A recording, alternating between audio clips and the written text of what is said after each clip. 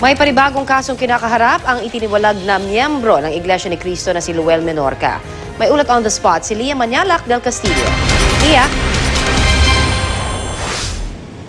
Connie, isa na namang libel case ang kinakaharap ni Luel Menorca pero imbes na warrant of arrest ay isang subpoena ang dinala naman ngayon sa kanya dito sa MPD Station 5.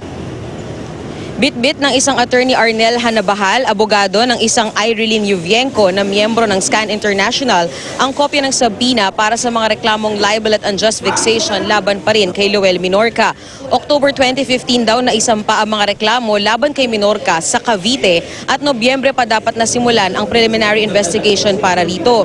Pero hindi raw mahagilap si Menorca at hindi napapareceive sa kanya ang subpoena. Ngayong araw dapat ang hearing sa Cavite para sa mga reklamo pero hindi nga nakadalo si Menorca dahil nakakulong siya rito para naman sa hiwalay na libel case. Minabuti na ng abogado ng SCAN International na dalhin dito ang subpoena para wala na raw lusot si Menorca at makadalo na ito sa susunod na hearing sa March 4. Kinumpirma rin ni Attorney Hanabahal na miyembro ng Iglesia ni Cristo ang nagrereklamo pero itinanggi niya na may kinalaman ang pamunuan ng INC sa sunod-sunod na mga reklamong ito laban kay Menorca. Samantala, inaayos na ngayon ng kapatid ni Menorca ang papeles para man makapagpiyansa na sila para sa dalawa pang naunang libel complaint laban kay Menorca na galing naman sa Kapatagan at Marawi sa Mindanao. Duda raw ang pamilya sa sunod-sunod na mga kaso.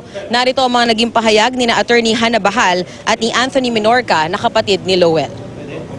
The client is Iglesia ni Cristo. Bakit? Ibig ba sabihin na porket Iglesia ni Cristo yung complainant, hindi na pwedeng magsampa? And he is not a member.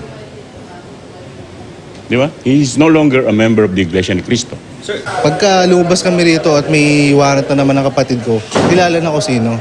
At kung galing na naman ko sa lugar yan at never pa namin napuntahan yung mga lugar na pinanggalingan ng warrant, kakaiba na po yun.